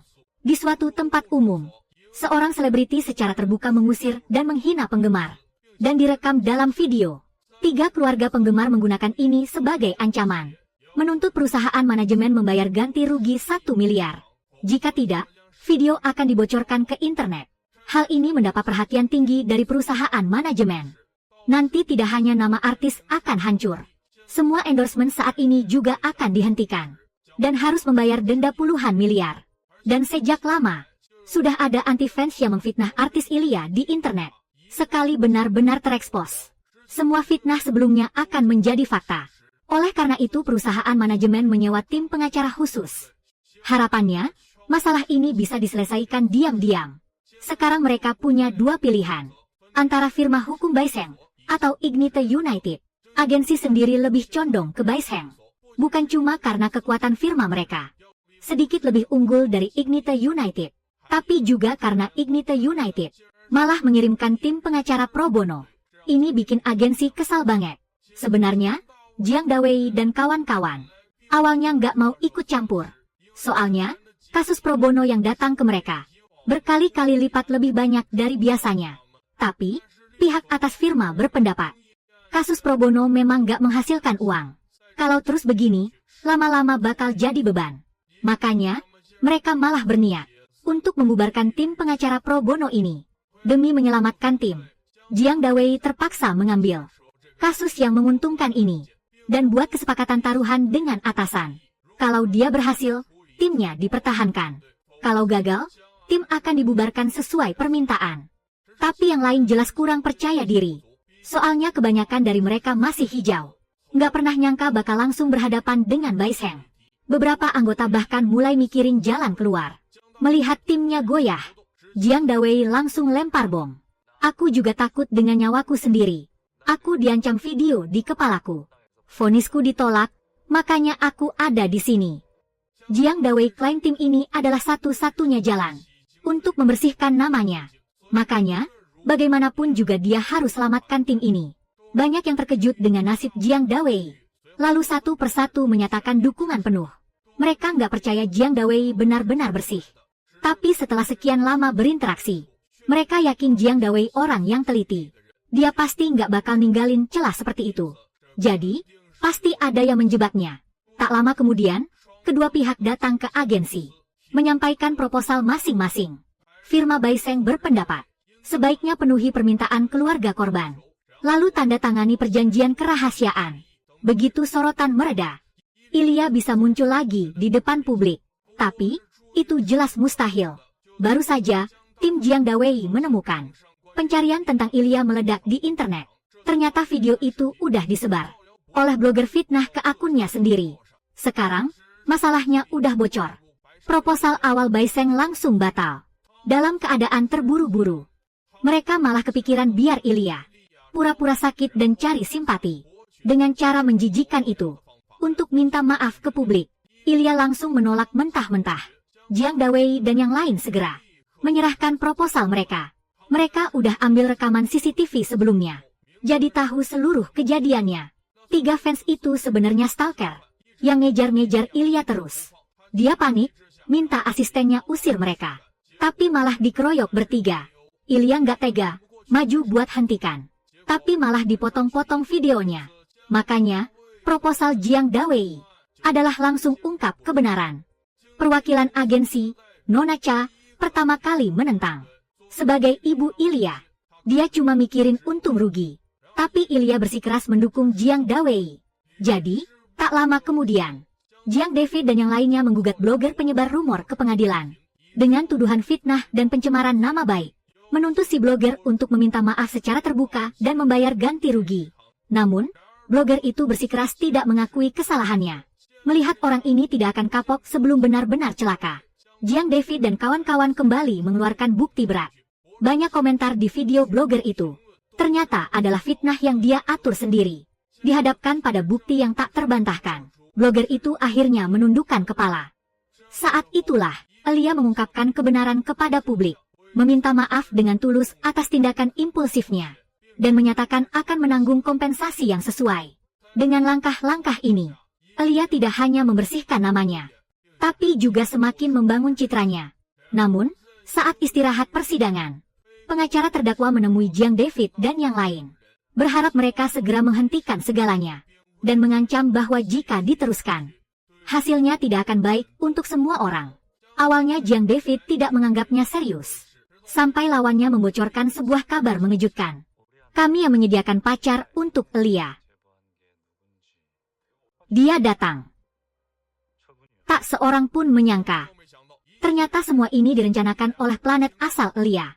Setelah diselidiki lebih lanjut, terungkap bahwa perwakilan Cha diam-diam telah menggelapkan dana perusahaan untuk menghidupi para pria muda, agar Elia tidak mengetahuinya.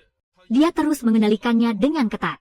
Setiap kali Elia menunjukkan tanda-tanda ingin melepaskan diri, perwakilan Cha akan menyewa orang untuk menciptakan berbagai masalah, guna menghilangkan keinginan putrinya. Setelah mengetahui kebenarannya, Elia hampir runtuh. Akhirnya, dia menemui Jiang David dan meminta mereka membantunya lepas dari kendali itu. Karena itu, tak lama kemudian, Jiang David dan yang lain mengajukan gugatan, melaporkan perwakilan Cha dan lainnya ke pengadilan. Elia menunjukkan kontrak yang dulu dipaksakan ibunya untuk ditandatangani. Isinya, ini jelas-jelas kontrak perbudakan, mengontrol setiap aspek kehidupan Elia dengan ketat. Sementara untuk kewajiban perusahaan manajemen, sama sekali tidak disebutkan. Perwakilan Cha membela diri dengan mengatakan, semua ini demi kebaikan putrinya. Tapi, Jiang David segera mengeluarkan buku besar perusahaan manajemen, mengungkap penggelapan dana oleh perwakilan Cha. Catatannya dengan jelas menunjukkan bagaimana perwakilan Cha memindahkan dana investasi dari luar untuk Elia ke rekening perusahaan yang dikendalikan putranya. Mereka berdua hidup dalam kemewahan yang berlebihan setiap hari. Sementara Elia bahkan harus berhati-hati dalam bernapas menghadapi tuduhan semua orang. Perwakilan Cha tetap tenang, karena ada undang-undang di Korea yang menyatakan kejahatan ekonomi antar kerabat sedarah tidak dapat dituntut. Jadi bagaimanapun dia memperlakukan Elia, tidak akan diadili secara hukum. Dan karena dia tidak bersalah, permintaan Elia untuk meninggalkan perusahaan hanyalah mimpi di siang bolong. Kekalahan ini membuat hati semua orang diselimuti awan kelam. Hukum memang seperti itu, mereka tak berdaya melawannya. Untuk menghibur Elia, Renda mengundangnya ke toko pedangnya. Tak disangka, mereka justru bertemu dengan pencari bantuan lain. Dia adalah seorang penyandang disabilitas intelektual. Pengalamannya sangat mirip dengan Elia. Setelah orang tuanya meninggal, dia dirampas warisannya oleh kerabat lainnya. Bahkan tunjangan penyandang disabilitas setiap bulan juga diambil oleh para bajingan itu. Dan mereka sering memukuli serta menyiksanya. Tapi karena undang-undang ini, semua pengacara tak berdaya. Mereka pernah membuat statistik. Di Korea, kejadian serupa jumlahnya tak terhitung. Kata-kata itu menyentuh hati Ilya sangat dalam. Dia bertekad untuk melakukan sesuatu mengubah semua ini. Tak lama setelahnya, Ilya mengumumkan akan mencalonkan diri sebagai anggota parlemen untuk mengubah undang-undang terkait. Hal ini langsung menimbulkan kontroversi besar. Dan yang paling keras menentang tentu saja Nyonya Cha dan kawan-kawannya. Untuk menghentikan Ilya, dia bahkan menggelar konferensi pers, menyebut putrinya tidak berbakti, lalu mengumumkan memutuskan hubungan dengan Ilya untuk selamanya. Ini jelas sebuah pukulan telak. Seketika masyarakat ramai-ramai mencap Ilya sebagai anak durhaka. Suara penentang bergema di mana-mana. Tapi Ilya tidak mundur. Beberapa hari kemudian dia dengan tegas memasuki ruang sidang. Dan di hadapan semua orang menyatakan alasan sebenarnya. Dia mencalonkan diri sebagai anggota parlemen. Ilya berkata, sebenarnya dia tidak begitu mementingkan uang. Bahkan memberikannya semua kepada ibunya pun tidak apa. Tapi keserakahan ibunya yang tak ada habisnya membuatnya sangat ketakutan. Ibu tidak hanya ingin mengendalikan semua uang, tapi juga kebebasannya ingin direnggut sepenuhnya. Itulah alasan dia berdiri melawan ibunya. Melihat suasana di tempat sudah sesuai harapan, Kang David membawa saksi yang sudah dia siapkan. Sebelumnya ke lokasi, dia adalah salah satu pria muda yang dipelihara Nyonya Cha. Di hadapan semua orang, dia menceritakan kehidupan bejat Nyonya Cha. Dan pria seperti dia, Nyonya Cha masih punya banyak yang tak terhitung. Seketika, amarah publik memuncak. Saat itulah, sekelompok orang lain yang diatur Kang David juga berdiri dengan sukarela. Mereka semua adalah orang dengan pengalaman serupa. Segala sesuatu direbut oleh keluarga. Tapi hukum tak pernah menegakkan keadilan. Melihat situasi di tempat tak menguntungkan, anggota parlemen terpaksa berkata bahwa hukum perlu menjaga stabilitas sosial. Tapi sebelum kata-katanya selesai, Dia sudah dibantah oleh Kang David. Kata-kata itu membuat hakim tak bisa berkata-kata. Setelah sidang berakhir, Kang David dan kawan-kawan lega. Meski hasil sidang ini belum jelas, tapi tujuan mereka sudah tercapai. Mereka telah menanamkan sebuah benih di hati masyarakat. Bahkan jika mereka gagal, generasi berikutnya masih bisa merenungkannya. Tapi akhirnya mereka menang. Hanya dalam waktu sebulan, parlemen mengumumkan pelaksanaan perluasan pasal kejahatan ekonomi antar keluarga dinyatakan tidak berlaku. Penampilan luar biasa Kang David berhasil mempertahankan timnya. Tapi pihak atasan tak begitu saja berhenti. Mereka hanya tidak lagi langsung mengusulkan pembubaran tim pengacara publik, tapi beralih menggunakan berbagai cara untuk memaksa tim bubar dengan sendirinya. Dan Yi Jin, ayahnya Oh, adalah salah satu dalangnya. Hubungan ayah dan anak jadi sangat buruk karenanya. Tapi setelah beberapa kali pertarungan, Oh sepertinya menyerah. Tak ada lagi kabar darinya. Yi Jin mengerutkan kening. Dia terlalu mengenal ayahnya. Tahu pasti dia sedang merencanakan sesuatu yang besar. Di saat yang sama, penipu berantai Yu menemui Yeona. Langsung mengaku dialah yang mengirimkan secara anonim video suap Kang David kepadanya. Yeona menanyai apa maksudnya. Yu juga tidak berbelit, langsung mengatakan tujuannya. Intinya, dia berharap Rena bisa membantunya melawan Jiang Dawei. Dalam ceritanya, Jiang Dawei digambarkan sebagai sampah masyarakat yang memanipulasi persidangan dan menerima suap. Ayahnya, Lao Liu, adalah contoh kasus yang dipenjara oleh si bajingan itu, lalu meninggal dengan tragis. Mendengar permintaan ini, Rena tentu saja tidak mudah percaya pada kegilaan orang asing ini. Tapi siapa sangka, detik berikutnya hakim itu mengeluarkan 2 bungkusan besar dokumen. Mengklaim isinya adalah data yang dia kumpulkan selama 10 tahun tentang Jiang Dawei yang memanipulasi persidangan dan menerima suap. Saat itu, Rena mulai sedikit ragu. Meski kata-katanya terdengar tulus, tapi dia ini penipu berantai dan terlibat aktif dalam menjebak Jiang Dawei. Siapa tahu ini bukan lagi jebakannya yang lain. Namun, di detik berikutnya, Hakim Liu justru menyerahkan diri. Langkah ini benar-benar membuat Rena bingung. Sama sekali tidak mengerti apa maunya. Dia kembali ke tempat kerjanya dalam diam, memandangi dokumen-dokumen itu dengan pikiran melayang. Tidak yakin apakah harus percaya pada hakim itu. Rena benar-benar terjebak dalam dilema. Bahkan sampai tidak menghadiri pesta perayaan teman-temannya setelahnya. Tapi setelah berpikir semalaman, Rena akhirnya mengambil keputusan. Keesokan harinya, diam-diam dia mengumpulkan semua anggota, kecuali Jiang Dawei. Begitu rapat dimulai, Rena langsung berterus terang pada semua orang tentang kejadian kemarin. Melihat dokumen di tangan mereka, hati semua yang hadir terasa berat. Karena di sana tercatat jelas sebuah kasus 10 tahun lalu. Ayah Hakim Liu, Lao Liu, adalah pemilik sebuah pabrik kertas lokal. Suatu hari, tiba-tiba terjadi kebakaran hebat di area pabrik, menyebabkan 1 orang tewas seketika, dan korban luka tak terhitung jumlahnya.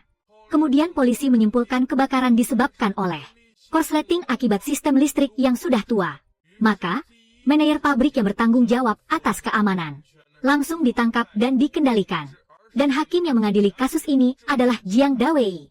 Saat hari persidangan tiba, Jiang Dawei tiba-tiba mengumumkan pembebasan manajer pabrik itu dan menyatakan bahwa terdakwa sebenarnya adalah Lao Liu. Menurut penjelasan Jiang Dawei, korban tewas di tempat itu adalah seorang pemuda 17 tahun. Karena dipaksa lembur oleh bosnya, dia tetap berada di area pabrik malam itu. Akibatnya, kebakaran tiba-tiba terjadi dan dia tewas di dalam. Jadi, biang keroknya seharusnya adalah Lao Liu. Pernyataannya ini menyebar luas di internet. Banyak anak di bawah umur menyatakan dukungan pada keputusan Jiang Dawei. Demikianlah, Lao Liu menjadi terdakwa. Dan dalam persidangan selanjutnya, termasuk manajer pabrik yang dibebaskan, semua orang mengubah kesaksian mereka untuk menuduh Lao Liu. Maka, Jiang Dawei langsung menjatuhkan hukuman 7 tahun penjara padanya. Dan justru berkat kasus-kasus seperti inilah, Jiang Dawei mendapatkan reputasi sebagai hakim yang tak takut pada yang berkuasa. Membaca sampai sini, semua orang benar-benar tidak bisa menerima. Rekan seperjuangan mereka selama ini ternyata pernah menjadi hakim berhati hitam, memalsukan bukti, memanipulasi persidangan. Salah seorang dari mereka mencoba menghibur diri. Pasti ada alasan lain di balik ini. Pasti Lao Liu pernah melakukan hal-hal keji lainnya, sehingga Jiang Dawei bertindak keras padanya. Namun, baru saja dia selesai bicara, langsung ditampar keras oleh bukti lainnya. Ini adalah pengakuan manajer pabrik kemudian. Setelah mendengar Lao Liu meninggal tragis di penjara, dia sangat menyesal. Kalau dulu bukan karena Jiang Dawei yang memaksanya untuk menuduh Lao Liu, pasti hal-hal berikutnya tidak akan terjadi. Melihat ini, suasana di ruangan itu langsung senyap. Jika sebelumnya mereka masih berharap ada kesempatan, sekarang buktinya sudah jelas dan tak terbantahkan. Salah seorang rekan, Ah Huang, wajahnya langsung pucat pasi. Dia sudah susah payah mempertahankan pekerjaannya. Begitu hal ini terbongkar, Jiang Dawei pasti takkan bisa lepas dari tanggung jawab. Tim mereka juga akan terpaksa dibubarkan. Tepat di saat itu, Jiang Dawei kebetulan masuk sambil membawa mesin kopi, ingin berbagi kabar baik dengan semua orang. Tapi begitu dia melihat tatapan rumit dari semua orang, dia langsung menyadari suasana yang tidak biasa di sana. Rena menarik Jiang Dawei ke teras atap. Rena menceritakan semuanya tentang hakim yang sebelumnya menemui dirinya. Mendengar bahwa Lao Liu ternyata adalah pasangan Hakim Liu, wajah Jiang Dawei berubah drastis. Namun, dia tetap menyangkal keras tuduhan bahwa dia memanipulasi persidangan. Rena berharap dia bisa menjelaskan semuanya padanya. Tapi Jiang Dawei bilang sekarang belum waktunya. Dia harus menemui seseorang dulu. Akhirnya, Jiang Dawei tiba di penjara dan bertemu dengan hakim yang menyerahkan diri. Setelah mengetahui identitasnya, Jiang Dawei sudah bisa menebak cara hakim itu menjebaknya. Tapi, dia datang bukan untuk membicarakan itu.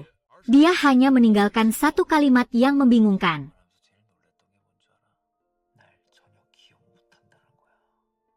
Setelah mengatakannya, Jiang Dawei meninggalkan penjara.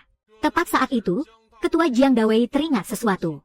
Baru sekarang dia tahu, Ketua Jiang yang pernah diadilinya tidak lama sebelumnya tiba-tiba mengajukan banding, mengaku dirinya difitnah, dan sebelumnya dipaksa mengaku bersalah karena dimanipulasi oleh Jiang Dawei. Kasus eksklusif ini akan ditangani kembali oleh mantan atasannya, Hakim Agung. Mendengar nama itu, semua kecurigaannya sebelumnya langsung tersambung. Pantasan saja, setelah dia kena masalah, Hakim Agung itu tiba-tiba dipromosikan. Dia menghubungkan pertemuan rahasia sekretaris dengan Hakim Agung. Telepon misterius di kantornya.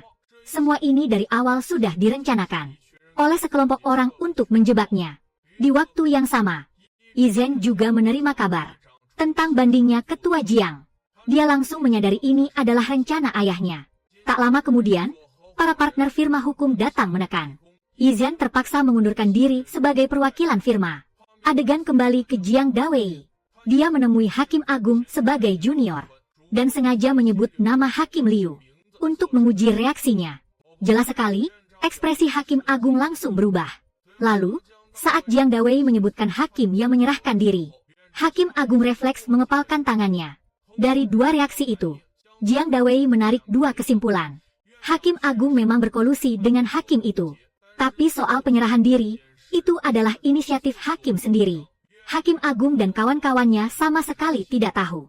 Setelah meninggalkan Hakim Agung, Jiang Dawei mendapat pesan dari Izhen, mengajaknya bertemu di bar. Izhen terlihat agak murung. Setelah berbincang sebentar, Jiang Dawei mengetahui perubahan yang terjadi di firma hukum. Dia sangat menyesal, merasa ini semua salahnya. Tapi Izhen tidak menyalahkan Jiang Dawei. Dia malah bertanya apakah Jiang Dawei masih ingat janji mereka dulu. Ternyata dulu mereka pernah berpacaran. Tapi karena larangan ayah Izhen, mereka terpaksa berpisah. Dulu mereka pernah berjanji, kalau sampai usia 40 tahun belum juga menikah. Dan akhirnya mereka kembali bersama. Dan hari ini kebetulan adalah hari ulang tahunnya yang ke-40. Namun, hati Jiang Dawei saat ini sedang kacau balau. Dia sama sekali tidak bisa merespons Izhen. Hal ini membuatnya semakin merasa sepi. Setelah itu, Jiang Dawei menemui Rena. Dia sekali lagi bersikeras bahwa dirinya tidak pernah memanipulasi persidangan. Meskipun Rena bersedia mempercayai Jiang Dawei, namun kini telah terjadi beberapa perubahan. Tidak lama sebelumnya, Lao Wu menemui mereka. Dia memerintahkan mereka untuk mengambil kasus hakim itu. Jadi, jika Jiang Dawei ingin membuktikan dirinya tidak bersalah, dia harus menceritakan seluruh kejadian kepada semua orang.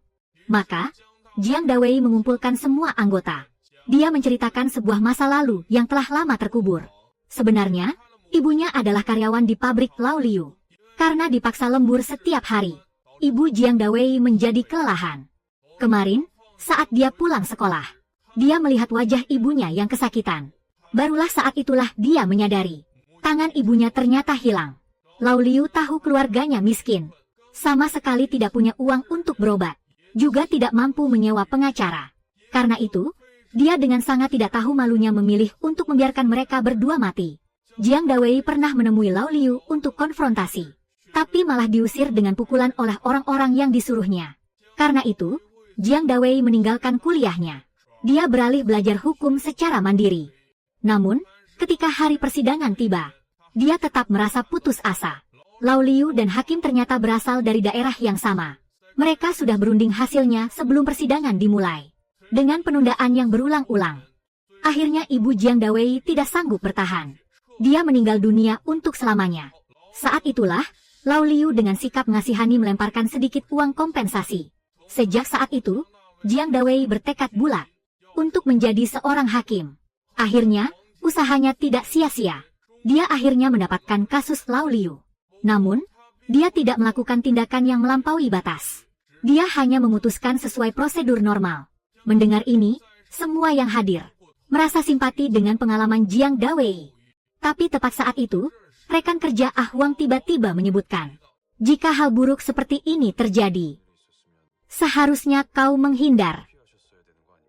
Berdasarkan ini, Ren Daye menemukan sedikit kecurigaan. Jika Jiang Dawei dan Lao Liu benar-benar memiliki dendam darah seperti itu. Saat aku pertama kali menanyainya, mengapa dia berpura-pura tidak kenal? Ini jelas tidak masuk akal. Tepat setelah keduanya selesai bicara, sudut bibir Jiang Dawei muncul senyuman tipis. Dia dengan tenang mengakui telah memanipulasi persidangan. Sekarang kita sudah berbeda. Jadi aku juga harus bersikap di permukaan. Pada saat ini, semua yang hadir benar-benar terhenyak. Beberapa hari kemudian, di pengadilan, Renda memandang Jiang Dawei dengan tatapan kompleks. Namun, Jiang Dawei bersikap masa bodoh. Bahkan dia mengejek mereka hanya sampah. Sama sekali bukan lawannya. Untuk melepaskan diri dari mereka, dia bahkan memilih untuk mengundurkan diri. Ejekan ini memberikan pukulan psikologis yang sangat berat bagi mereka.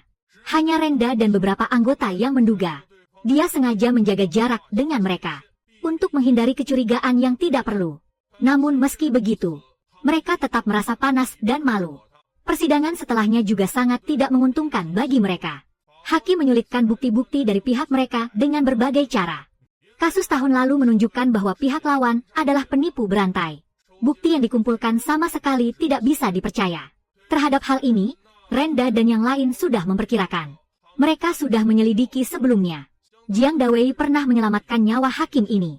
Karena itu mereka juga menyewa pengacara lain sebagai bantuan eksternal. Orang ini ternyata adalah ayah mertua sang hakim. Hakim itu terkejut sampai langsung berdiri.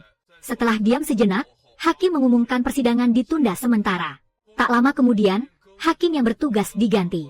Melihat wajah penggantinya, Renda dan kawan-kawannya menunjukkan ekspresi puas. Orang ini adalah teman sekelas Ming Sun. Karenanya dia tidak akur dengan Jiang Dawei. Namun sebelum dia sempat bicara, Jiang Dawei sudah lebih dulu mengambil inisiatif. Dibandingkan dengan komentator lain, putusan komentar kali ini cukup bagus. Detik berikutnya, Jiang Dawei berpura-pura menjadi seorang pasien yang kurus kering. Datang ke kursi terdakwa dengan kursi roda. Di bawah tatapan beku semua orang, dia mengeluarkan laporan dokter. Mengaku telah dikhianati timnya dan stres berat, sehingga membuatnya tidak bisa duduk lama. Lalu mengajukan penundaan persidangan. Hakim tentu tidak akan menyetujui permintaan seperti ini. Tapi jawaban inilah yang ditunggu Jiang Dawei. Dia menangkap gaya hakim saat memberi hukuman di persidangan sebelumnya. Menuntut hakim bersikap adil. Akhirnya persidangan terpaksa ditunda. Ini membuat Renda dan lainnya geram bukan main. Dan saat itulah, Jiang Dawei masih duduk di kursi roda, melontarkan ejekan kepada mereka. Ah Huang menasihati mereka untuk tidak terpancing. Tapi tanpa sengaja bocor mulut. Cepat selesaikan kasus ini dengan bersih. Agar departemen kriminal kita bisa stabil. Ah Huang mengarang alasan untuk menutupinya. Lalu secara sukarela mengajukan Persidangan berikutnya dia yang akan maju. Saat persidangan berikutnya dimulai, Ah Huang langsung melontarkan bom. Pertama dia menunjukkan formulir lamaran yang ditulis Jiang Dawei saat melamar pekerjaan, yang secara sukarela meminta ditempatkan di area pabrik Lao Liu. Lalu dia menunjuk bahwa saat persidangan dulu, bahkan lembaga pemeriksa belum memahami struktur kepemilikan pabrik kertas. Tapi Jiang Dawei sudah tahu segalanya. Sulit untuk tidak mencurigai adanya rencana dari awal. Tapi yang pertama kali mendapat pertanyaan justru Ah Huang. Renda dan lainnya penasaran bagaimana dia mendapatkan formulir lamaran itu. Ini adalah dokumen rahasia internal pengadilan. Ah Huang terpaksa mengarang alasan lagi. Tapi jelas keduanya tidak percaya. Di sisi lain, perwakilan baru yang menggantikan Yi Shen sedang merencanakan sesuatu dengan dekan. Hakim juga ikut serta. Akhirnya dia menoleh menemui Yi Shen dengan tegas meminta mengambil alih sepenuhnya kasus antara tim pengacara publik dan Jiang Dawei. Yi Shen memberitahu hal ini kepada Jiang Dawei. Dia sama sekali tidak menyembunyikan kekhawatirannya. Tapi Jiang Dawei sepertinya sudah menduga. Bahkan bisa menyebutkan nama penggantinya dengan tepat. Di saat yang sama, Ah Huang diam-diam menemui Lau. Dari percakapan mereka bisa dipastikan dokumen itu diberikan oleh Lau kepada perwakilan baru untuk diserahkan padanya. Kebetulan percakapan ini terdengar oleh anggota tim lainnya. Di persidangan tak lama kemudian, jaksa dan lainnya menghadirkan saksi kunci. Jaksa penuntut kasus Lao Liu dulu menuduh Jiang Dawei berat sebelah dalam persidangan. Gambar pemerintahan yang dulu menggemparkan opini publik sebenarnya bukan milik korban sama sekali. Kemudian jaksa juga maju dengan air mata menuduh Jiang Dawei melakukan persidangan dulu untuk balas dendam pribadi, menggunakan standar yang terlalu ketat, menyebabkan keluarganya hancur berantakan. Jiang Dawei terdiam lama sekali. Akhirnya, dia hanya mengajukan permohonan untuk menunda sidang 1 hari dan menunjuk pengacara David sebagai kuasa hukumnya. Melihat Jiang Dawei terdesak ke ujung tanduk, Ah Huang tak tahan mengangkat gelas merayakannya. Tapi langsung dibongkar oleh rekan kerjanya tentang transaksi tersembunyinya dengan perwakilan baru itu. Ah Huang membela diri, bilang ini semua untuk kantor hukum. Tapi beberapa orang yang hadir sudah tak percaya lagi padanya. Ketika sidang dimulai lagi, semua orang melihat pengacara perwakilan Jiang Dawei tampak lesu dan frustasi. Karena yang datang adalah Yi Shen untuk membela Jiang Dawei. Dia bahkan menyerahkan surat pengunduran diri ke Lau. Yi Shen dengan tajam menelanjangi jaksa yang sebenarnya tak pernah memeriksa Lao Liu, tapi mengaku sudah punya bukti cukup. Lalu Yi Shen menunjukkan foto dirinya berpelukan dengan Lao Liu. Pengacara lawan langsung berdiri menolak. Klaim pengacara tak berhak mempertanyakan jaksa. Tapi itu justru masuk perangkap Yi Shen. Dia klaim hakim juga tak berhak mengintervensi penyelidikan.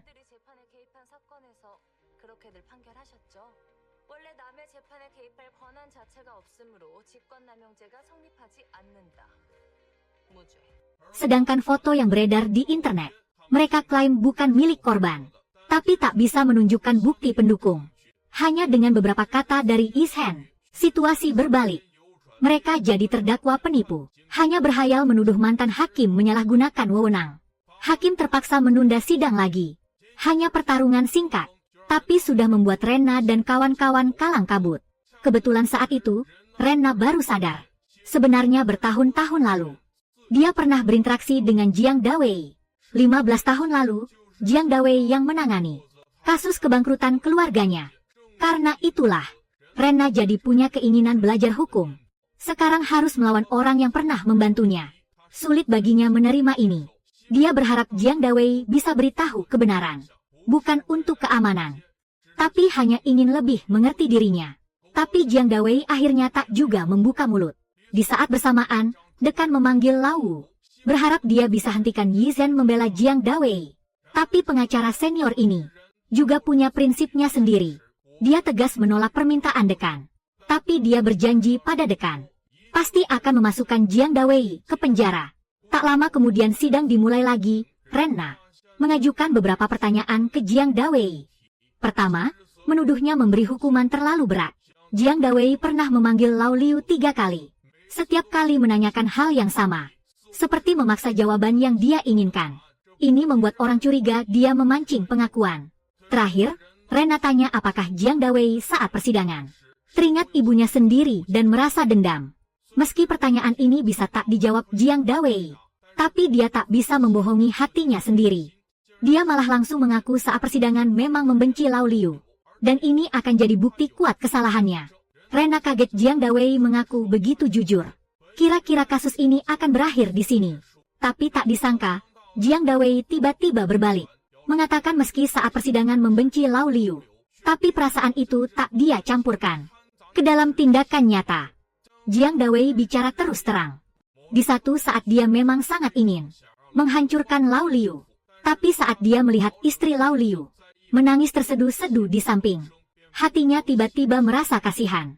Dan dia tahu, jika benar-benar menghukum Lao Liu, kalau hakim ini memutuskan hukuman berat, maka dia akan menjadi tipe orang yang paling dia benci. Karena itu, dia tidak melakukannya. Melihat Jiang Dawei tak bisa dikalahkan, mereka terpaksa mencari cara lain. Selama masa istirahat persidangan, Jiren menemui ibu dari korban tewas dalam kebakaran. Berharap dia bersedia bersaksi di pengadilan. Namun, permintaannya langsung ditolak mentah-mentah. Dari ibu korban ini, mereka justru mengetahui kebenaran yang lebih mengejutkan. Foto yang dinyatakan palsu oleh jaksa ternyata dibuktikan asli oleh ibu korban. Selain itu, dia juga mengungkap lebih banyak lagi kelakuan busuk Lao Liu.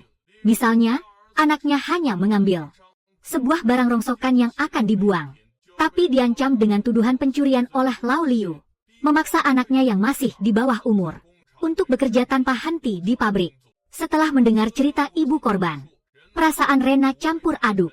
Kemudian, dia menemukan denah pabrik, seperti sedang mencari sesuatu. Di waktu yang sama, Ah Huang mendapat telepon dari perwakilan baru, yang memintanya melaporkan kemajuan investigasi tim. Kapan saja. Kalau tidak, dia akan dipecat. Waktu berlalu, hari persidangan tiba. Rena langsung mengeluarkan denah itu. Dan di depan semua orang, menunjuk lokasi terjadinya kebakaran. Menurut keterangan manajer pabrik dan yang lain, korban tidak bisa melarikan diri karena jaraknya jauh dari pintu keluar. Tapi menurut denah, tak jauh dari korban, ada sebuah pintu kecil untuk melarikan diri. Manajer pabrik berdalih pintu kecil itu berkarat dan tak bisa dibuka. Tapi untuk pabrik baru, yang baru dibangun beberapa tahun, alasan itu terdengar terlalu mengada-ada. Akhirnya, setelah ditanya terus oleh Rena, manajer pabrik mengaku yang sebenarnya. Ada yang melakukan hal besar. Para trainee membuka pintunya. Mereka bahkan tidak tahu caranya membuka pintu. Begitu kata-kata ini keluar, semua yang hadir terkejut. Ini berarti kejahatan Lao Liu berubah. Dari pengawasan lalai menyebabkan kematian pekerja, menjadi sengaja menutup jalan keluar, yang menyebabkan kematian pekerja. Tingkat keburukannya jauh berbeda. Jika berdasarkan situasi yang kedua, putusan Jiang Dawei saat itu sama sekali tidak salah. Tepat saat itu, Jiang Dawei juga berdiri dan menyatakan bahwa dia sebenarnya sudah tahu situasi ini saat persidangan dulu. Tapi berdasarkan bukti yang diajukan di pengadilan saat itu, tidak bisa membuat Lao Liu mendapat hukuman yang pantas. Jadi dia terpaksa mencari cara lain.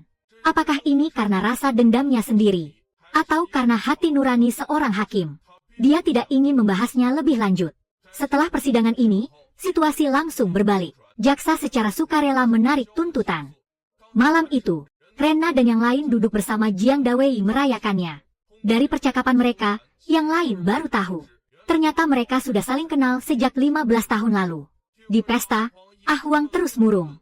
Dan semua baru tahu dia dipecat dari firma hukum. Dulu perwakilan baru menyuruh Ah Huang jadi mata-mata. Setelah lama ragu-ragu, akhirnya dia tidak bisa mengkhianati teman-temannya. Jadi dia menyembunyikan kemajuan investigasi dari perwakilan baru. Mendengar itu, semua langsung terdiam. Setelah pesta berakhir, Jiang Dawei menemui Yizhen lagi. Selama ini, ada satu keraguan yang terus mengganggunya. Jiang Dawei tidak mengerti mengapa Yizhen mengundurkan diri. Hubungan mereka memang cukup baik, tapi belum sampai ke tahap sanggup mengorbankan segalanya untuk satu sama lain. Menghadapi pertanyaan Jiang Dawei, Yizhen terdiam cukup lama. Baru setelah itu dia mengungkapkan keinginannya untuk menebus sesuatu. Jiang Dawei langsung menebak. Yizhen sebenarnya sudah lama tahu tentang kasus fitnah yang menimpanya. Hanya penebusan sebesar itulah yang bisa membuatnya bertindak sampai segitunya. Yizhen tidak menyangkal. Di sisi lain, Dekan sangat kecewa. Dengan kegagalan generasi baru kali ini, aliansi generasi baru menyatakan mereka sudah memiliki rencana balas dendam. Meski kasus Lao Liu sudah berakhir, tapi ketua Jiang waktu itu juga mengajukan banding ulang. Dan sekarang sudah diubah putusannya. Perwakilan baru memutuskan untuk memanfaatkan kesempatan ini. Dan pengacara yang dia tunjuk kali ini adalah rival bebuyutan Jiang Dawei, Ming Sun. Selain itu, perwakilan baru juga membubarkan tim pengacara pro bono untuk melampiaskan amarahnya. Tanpa tempat untuk pergi, beberapa orang itu akhirnya menemui Jiang Dawei. Mereka menyewa sebuah tempat sebagai kantor sementara, lalu bersama-sama memikirkan cara menangani kasus ketua Jiang. Salah seorang penasaran, mengapa Ming Sun terus-menerus mengejar Jiang Dawei. Tak disangka, ini malah mengungkap kisah cinta yang rumit. Dulu, Jiang Dawei dan Ming Sun sebenarnya adalah teman sekelas. Dan karena satu insiden yang melibatkan Jiang Dawei, Ming Sun pun menyimpan dendam padanya. Jiang Dawei segera menyela semangat bergosip mereka dan melanjutkan diskusi tentang kasus ketua Jiang. Dia sebenarnya sudah punya strategi, dan kuncinya ada pada rekan kerjanya, Ajiang. Karena identitasnya sudah terbongkar, Ajiang pun tidak lagi menyembunyikannya. Dia sebenarnya adalah anak haram ketua Jiang, tapi hubungan mereka selalu buruk. Makanya dia bergabung dengan pengacara pro bono, berharap bisa menjadi orang yang berbeda dari ayahnya. Dengan adanya orang dalam seperti Ajiang, saat persidangan berlangsung, mereka pun mengeluarkan bukti-bukti kuat secara berturut-turut. Dulu ketua Jiang dituduh melakukan kekerasan terhadap sekretaris dan kepala rumah tangganya. Dan bukti pertama yang dikeluarkan Ajiang adalah video ketua Jiang memukuli dan menghina bawahannya. Langsung mengeluarkan kartu truf di awal. Bahkan Ming Sun pun agak kewalahan. Terpaksa mengklaim video itu palsu dan hasil editan untuk mengulur waktu. Namun sebelum Ming Sun bisa bernapas lega, Ajiang kembali melemparkan bom besar. Dia menghadirkan ibunya sendiri sebagai saksi. Ibu Ajiang pernah tinggal bersama ketua Jiang selama bertahun-tahun. Dan berkali-kali menyaksikan ketua Jiang melakukan kekerasan terhadap kepala rumah tangganya. Tapi waktu itu demi anaknya, dia tidak memilih untuk bersuara. Bom besar yang bertubi-tubi membuat Ming Sun dan kawan-kawan terus terdesak. Selama masa istirahat sidang, ketua Jiang tak henti-hentinya menghina Ajiang, menyebutnya pengkhianat brengsek. Tapi itu tidak ada gunanya. Dalam persidangan selanjutnya, Jiang Dawei mengeluarkan rekaman suara, membuktikan bahwa Lau dan Dekan juga terlibat dalam kasus ini, dan meminta mereka dihadirkan untuk dimintai keterangan. Ming Sun langsung membantah, ini rekaman ilegal, tidak bisa dijadikan bukti. Tapi di detik berikutnya, dia malah mendapat tamparan keras. Di rekaman itu ternyata muncul suara Yizhen, dan dialah yang menyediakan rekaman itu. Menurut hukum yang berlaku, rekaman yang diberikan oleh pihak lawan dapat dijadikan bukti. Hanya saja, kasus ini terlalu besar, bahkan menyangkut Hakim Agung saat ini. Hakim pun bingung bagaimana harus memutuskan.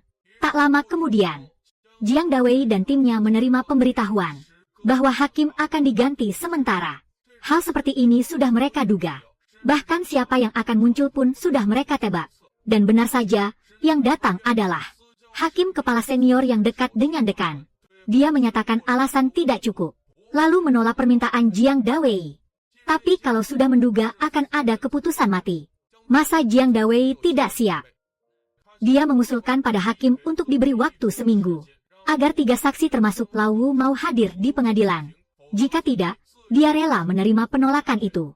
Hakim kepala sama sekali tidak percaya Dekan akan melakukan hal yang bunuh diri seperti itu. Jadi dia setuju dengan mudah. Dan malam itu juga, ketua Jiang menerima sebuah video anonim. Dalam video itu, Dekan mendatangi Jiang Dawei, mengatakan bersedia menjadi saksi, dan berharap semua tuduhan dialihkan ke ketua Jiang. Tentu ketua Jiang curiga video itu palsu. Tapi dari pemahamannya tentang Dekan, si tua itu sekali melihat situasi memburuk, pasti akan melakukan hal seperti ini. Di sisi lain, Dekan juga menerima video yang hampir sama persis. Hanya saja, di dalamnya ketua Jiang yang mendatangi Jiang Dawei mengatakan ingin semua kesalahan dilemparkan ke Dekan. Malam itu, kedua orang ini memikirkan 800 kemungkinan baru. Dan inilah hasil yang diinginkan Jiang Dawei. Sebenarnya, kedua video itu adalah hasil editan Jiang atas perintahnya. Mungkin tidak berguna untuk orang lain. Tapi dua rubah tua ini saling tidak percaya. Cukup sedikit provokasi untuk memicu keretakan di antara mereka. Dia yakin kedua orang tua ini nantinya pasti akan bertindak untuk mencegah yang satu mengkhianati yang lain. Sekarang, dari 3 orang kunci, hanya tersisa Lawu. Berbeda dengan yang lain, Lawu sangat tenang. Setelah mendengar soal Dekan, dia malah menasihatinya agar tidak tertipu. Sayangnya, Dekan juga tidak percaya pada Lawu. Dia curiga Lawu sudah bersekongkol dengan Ketua Jiang, bersiap menghadapinya bersama. Lawu ditolak mentah-mentah oleh Dekan. Tepat saat itu, Jiang Dawei datang berkunjung. Dia tak pernah mengerti kenapa Lawu bisa terlibat dalam hal ini. Di bawah tekanan terus-menerusnya, Lawu akhirnya menceritakan kebenaran pada Jiang Dawei. Belum lama ini, sebuah negara menemukan sumber daya tanah jarang dalam jumlah besar. Berbagai pihak ingin ikut mengambil untung. Lawu pun tak mau ketinggalan. Dia tahu Ketua Jiang adalah teman raja negara itu, lalu berusaha mendekati dari jalur ini. Sebagai gantinya, dia akan membebaskan Ketua Jiang dari tuduhan. Lalu Lawu menghubungi Dekan, dan mereka bekerja sama. Dia akan bantu Dekan jadi hakim agung baru, sementara Dekan akan bebaskan Ketua Jiang. Akhirnya terciptalah sandiwara yang menguntungkan semua pihak ini. Di akhir pembicaraan, Lawu meminta Jiang Dawei berhenti menyelidiki kasus ini. Transaksi ini bukan cuma menguntungkan mereka, tapi juga bakal membawa keuntungan besar bagi Korea. Semoga Kang David bisa berpikir lebih luas. Selain itu, Old Oh berjanji, selama Kang David tidak mengejar, dia akan bantu Kang David jadi hakim agung. Mendengar hal yang selalu dia idam-idamkan, kini ada di depan mata. Kang David terdiam lama, entah sedang memikirkan apa. 1 minggu berlalu dalam sekejap. Saat hari persidangan tiba, Hakim Agung yang sekarang dan Ketua Jiang, 2 orang tua yang sama-sama punya niat jahat. Tak terduga, keduanya datang ke lokasi. Kang David dan Im Na masing-masing melontarkan serangkaian pertanyaan tajam. Ketua Jiang yang daya tahannya lebih lemah, jelas mulai tidak bisa duduk tenang. Di saat itu, Old Oh ternyata juga datang. Tapi Kang David tidak menyerangnya, melainkan secara aktif menarik pertanyaan untuk Old Oh. Perubahan ini membuat 2 orang lainnya semakin khawatir. Mencurigai Old Oh sudah berkhianat, dan melemparkan semua kesalahan ke diri mereka. Karena itu, ketika Kang David sekali lagi melancarkan pertanyaan tajam pada mereka, Ketua Jiang langsung menyerah, mengatakan semuanya diperintahkan oleh Dekan. Dia seperti menuangkan kacang, mengungkapkan semua isi transaksi mereka. Dekan tentu saja menyangkal sekuat tenaga. Tapi di detik berikutnya, Kang David mengeluarkan kartu truf. Rekaman percakapannya dengan Old Oh. Pada akhirnya, dia tidak bisa mengkhianati nuraninya. Jika menjadi hakim agung harus sedemikian kotor, dia lebih memilih untuk tidak memilikinya. Saat itu juga, wajah Old Oh memucat. Dia ternyata dikalahkan oleh seorang anak muda. Sepanjang hari berburu elang, akhirnya matanya dicakar elang. Tapi hanya dengan rekaman ini, belum cukup untuk menjatuhkan Old Oh. Detik berikutnya, Kang David menunjukkan kontrak yang mencatat detail pembagian keuntungan Old Oh dalam kasus ini. Dan pemberi dokumennya ternyata adalah Myung Sun.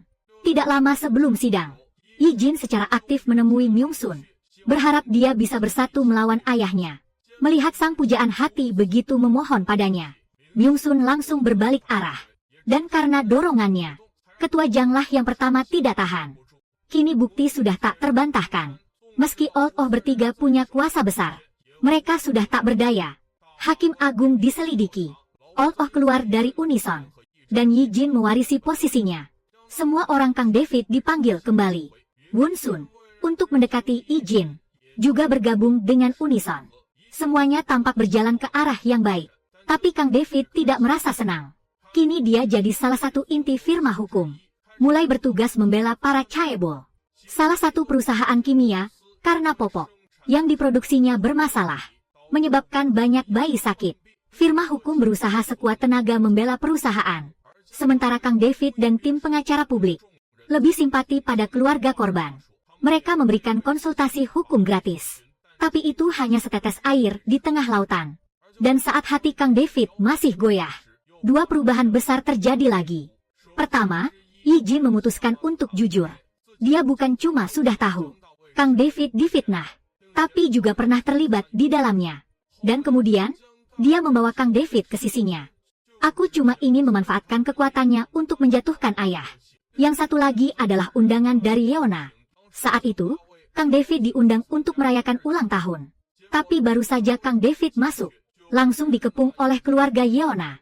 Ternyata, perayaan ulang tahun itu adalah ungkapan terima kasih kepada Kang David yang 15 tahun lalu pada hari ini memberikan pengadilan yang adil untuk mereka, menyelamatkan keluarga mereka dari hidup terlunta. Kata-kata itu menyentuh hati Kang David dalam-dalam, dan akhirnya membuatnya menyadari keinginan hatinya yang sebenarnya. Akhirnya, Kang David memutuskan keluar dari firma hukum Mushi. Dia mendirikan firma hukumnya sendiri, bernama Mata Ganti Mata, yang khusus menyediakan layanan pengacara pro bono, membantu orang-orang biasa menyuarakan hak mereka. Tapi jalan ini pasti penuh rintangan. Disinilah filmnya berakhir. The Uncanny Lawyer tayang perdana pada Desember 2025. Sebagai drama hukum, alur ceritanya sangat padat dan cepat. Durasi setiap episode sekitar 1 hingga 1,5 jam. Sama sekali tidak membosankan. Film ini dengan gamblang menunjukkan kondisi hidup kelompok rentan dan menyuarakan ketidakadilan yang mereka alami. Karena ada orang-orang seperti ini, maka akan semakin banyak orang yang memperhatikan mereka yang menderita.